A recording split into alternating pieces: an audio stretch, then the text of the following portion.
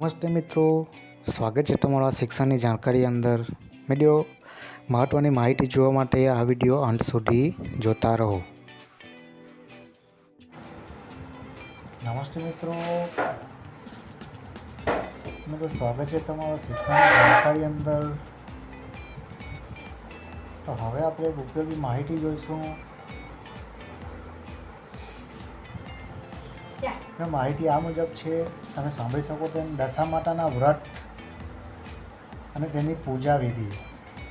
घर की दशा सुधारने के लिए करें दशा माता की पूजा, जाने पूरे विधि महत्व और उसका मुहूर्त. तो मित्रों, आप जैसे सुन सकते हैं वैसे चैत्र मास कृष्ण पक्ष की 10वीं तिथि को दशा माता की पूजा अर्चना की जाती है. इस बार यह शुभ तिथि 4 अप्रैल दिन गुरुवार को. धार्मिक मान्यता है कि दशा माता की पूजा अर्चना और व्रत करने से घर की दिशा दशा सुधार आता है और दरिद्र का अंत होता है. इस दिन महिलाएं के कच्चे सूत का 10 तार का दोरा बनाकर उसमें 10 गांठें लगानी रहती है और फिर से उसे लेकर पीपल के वृक्ष की पूजा अर्चना करती है. इस व्रत में दोरे के विशेष महत्व होता है क्योंकि यह दशा माता का दोरा कहलाता है, जिसे महिला साल भर तक गले में धारण करती है. आइए जानते हैं कैसे किया जाता है यहाँ व्रत और इसके महत्व. तो मित्रों, जैसे आप सुन सकते हो दशा माता की पूजा की महत्व. दशा माता की पूजा अर्चना के बाद महिला डोरा को गले में साल भर तक धारण करती है.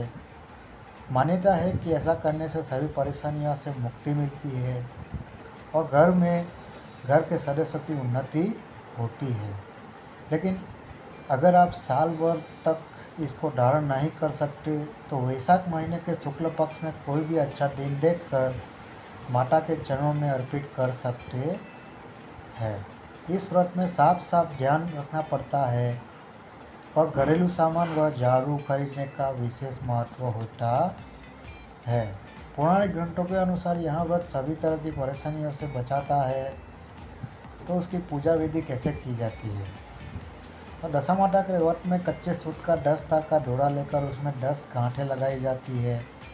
इसके बाद महिला पीपल के वृक्ष की पूजा अर्चना 10 बार सूत लपेटते हुए परिक्रमा करती है. फिर उस डोरे को गले में धारण कर लेती है. दशा माता की पूजा पीपल के पेड़ एवं छांव में किया जाता है और पीपल के आसपास धागा बांधा जाता है और फिर कथा सुनाई जाती है. पूजन करने के बाद महिला घरों पर हल्दी और कुमकुम के छापे लगाती है. व्रत करने वाली महिलाओं एक ही समय भोजन करती है, लेकिन उस भोजन में नमक का प्रयोग नहीं किया जाता है. साथ ही भोजन में गेहूं का उपयोग किया जाता है. दशा माता का व्रत जीवन भर किया जाता है और इसका उद्यापन नहीं होता है.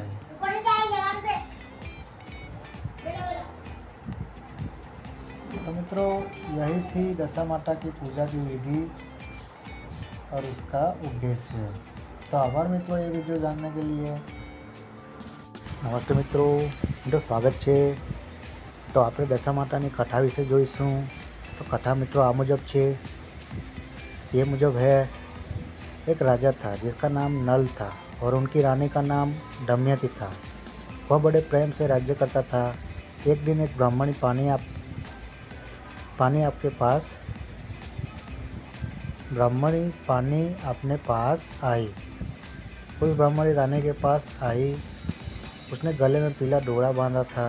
रानी ने डोरा देखकर उसे डोरे के बारे में पूछा तो बोली, डोरा दशा माता का है.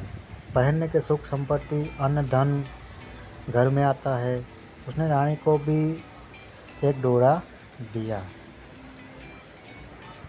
रानी के गले में डोरा बंधा देखकर राजा नल ने उसके बारे में पूछा. रानी ने सारी बात बता दी. राजा बोले, तुम्हें किस चीज़ की कमी है? इस डोरे को तोड़कर फेंक दो. रानी देवी का आशीर्वाद कहकर उसे तोड़ने से मना कर दिया. पर राजा ने डोरा तोड़कर फेंक दिया। रानी बोली, राजन, यहाँ आपने ठीक नहीं किया है। इसके बाद उस रात राजा के स्वप्न में दो स्त्रियाँ आई। उन दोनों में से एक स्त्री बोली, राजा, मैं यहाँ से जा रही हूँ। दूसरी स्त्री बोली, राजा, मैं तेरे घर आ रही हूँ। राजा को लगातार यह सपना 10 से 12 दिनों तक आया। रोजाना ऐसा सपना आने से राजा उदास रहने लगा। रानी ने उदासी का कारण पूछा तो राजा ने स्वप्न की बात बता दी। रानी ने राजा से इन दोनों स्त्रियों का नाम पूछने को कहा। तब राजा ने उनसे उनके नाम पूछे तो जाने वाली स्त्री अपना नाम लक्ष्मी तथा आने वाली स्त्री अपना नाम दरिद्रता बताया। 2 स्त्रियों का नाम था। लक्ष्मी से जाते ही सब सोना चांदी मिट्टी हो गया। रानी सहायता के लिए अपनी सखियों के पास गई, लेकिन रानी का बुरा हाल देखकर कोई भी उनसे नहीं बोला। दुखी मन से राजा रानी 5 वर्ष तक राजकुमार के साथ जंगल में कदमूल खाकर दिन बिताने लगे। चलते चलते राजकुमार को भूख लगी तो रानी ने कहा, यहाँ पास ही एक मालन रहती है जो मुझे फूलों की माला देकर जाती थी। उसके थोड़ा छाछ दही मांग लाओ। राजा मालन के घर गया। वह दही बिलो रही थी। मालन राजा दही बिलो रही थी। राजा के मांगने पर उसने कहा, हमारे पास तो छाछ दही कुछ भी नहीं है। राजा खाली हाथ लौट आया। आगे चलने पर एक सांप के कुएं को इस दस लिया और राजकुमार की मृत्यु हो गई। विलाप करती रानी को राजा ने धैर्य बताया। इसके बाद वह दोनों आगे चले। राजा 2 तितर मार लाया। भुने हुए तितर भी खड़ उड़ गए। उधर राजा स्नान कर पर धोती सुखा रहा था कि धोती उड़ गई। रानी की अपनी धोती फाड़ कर राजा फोड़ दी। वे भूखे प्यासे ही आगे चल दिए। कुछ आगे चलकर राजा के दोस्तों का घर आया। वहां जाकर उसने मित्रों के अपने आने की सूचना दी। मित्र ने दोनों को एक कमरे में ठहराया।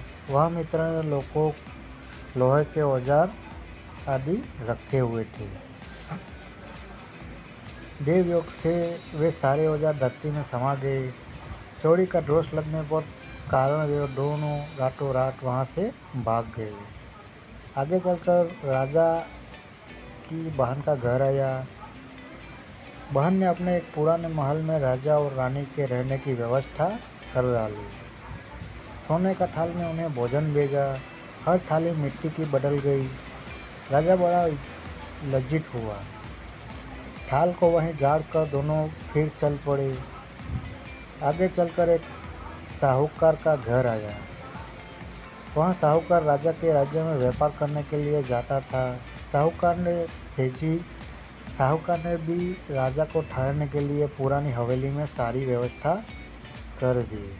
पुरानी हवेली में साहूकार की लड़की का हीरा का हार लटकता हुआ था। पास ही दीवार पर एक मोर अंकित था। वह मोर ही हार निगलने लगा। यह देखकर राजा रानी वहाँ से भी चल गए। इस पर रानी बोलती है कि किसी के घर जाने के बजाय जंगल में लकड़ी काटकर बेच के ही हम अपना पेट भर लेंगे।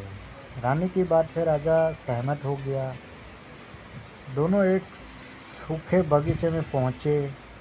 उन दोनों के वहाँ पहुँचे ही बगीचा हरा भरा हो गया। यह देखकर बाग का मालिक बहुत प्रसन्न हुआ। उसने देखा वहाँ एक स्त्री पुरुष सो रहे थे। उन्हें जगाकर बाग के मालिक ने पूछा, तुम कौन हो? राजा बोला, मुसाफिर है। मजदूरी की खोज में इधर आए हैं। यदि तुम रखो तो यहीं हम मेहनत मजदूरी करके पेट पाल लेंगे। इसके बाद बगीचे के मालिक ने उन्हें अपना यहाँ नौकरी पर रख दिया। एक दिन बाग की मालिकिन से संपदा देवी की कथा सुन डोरा ले रही थी। रानी के पूछने पर उसने बताया कि यहाँ संपदा देवी का दौरा है। रानी ने भी कथा सुनी, दौरा लिया। राजा ने फिर पत्नी से पूछा कि यह दौरा कैसा बांधा है। तो रानी बोली, यह वही दौरा है जिसे आपने एक बार तोड़कर फेंक दिया था और इसका अपमान किया था। उसी के कारण संपदा देवी हम पर नाराज है। रानी फिर बोली, यदि संपदा माँ सच्ची है तो फिर हमारे पहले के दिन लौट आएंगे। उसी रात राजा को पहले की तरह सपना आया। एक स्त्री कह रही थी, मैं जा रही हूँ। दूसरी वह कह रही है, राजा मैं वापस आ रही हूँ। राजा ने दोनों के नाम पूछे तो आने वाली ने अपना नाम लक्ष्मी और जाने वाली ने अपना नाम दरिद्र बताया। राजा ने लक्ष्मी से पूछा, अब जाएगी तो नहीं? लक्ष्मी बोली, यदि तुम्हारी पत्नी संपदा जी का दौरा लेकर कथा सुनती रहेगी तो मैं नहीं जाऊंगी। यदि तुम दौरा तोड़ दोगे तो मैं वापस चली आऊंगी। बाग की मालिकन जब वहाँ की रानी को हार देने जाती है तो दमयंती हार घूंटकर देती है। हार देखकर रानी बड़ी प्रसन्न हुई। उसने पूछा कि हार किसने बनाया? तो मालन ने कहा, कोई पति पत्नी बाग में मजदूर करते हैं, उन्होंने ही बनाया है। रानी ने मालन को दोनों परदेशियों के नाम पूछने को कहा। उन्होंने अपना नाम नल दमयंती बता दिया। मालन दोनों को क्षमा याचना करने लगी। राजा ने उससे कहा, इसमें तुम्हारा क्या दोष है? हमारे दिन ही खराब थे। अब दोनों अपने राजमहल की तरफ चले। राज में साहूकार का घर आया तो दोनों वहां साहूकार के पास गए। साहूकार ने नई हवेली में उनके ठहरने का प्रबंधन किया तो राजा बोला, मैं तो पुरानी हवेली में ही ठहरूंगा। वहाँ साहूकार ने देखा, दीवार पर विचित्र मोर लोखल नोलखे हार उलग रहा था। साहूकार ने राजा के पैर पकड़ लिए। राजा ने कहा, दोस्त तुम्हारा नहीं, मेरे दिन ही बुरे थे। राजा आगे चलकर बहन के घर पहुंचा। बहन ने नहीं नए महल में रहने की जिद की। जैसे ही उसके पैरों में नीचे की धरती खोदी तो हीरो से जड़ी थाल वहां निकल आया। राजा ने बहन को वहां थाल भेंट स्वरूप दिया।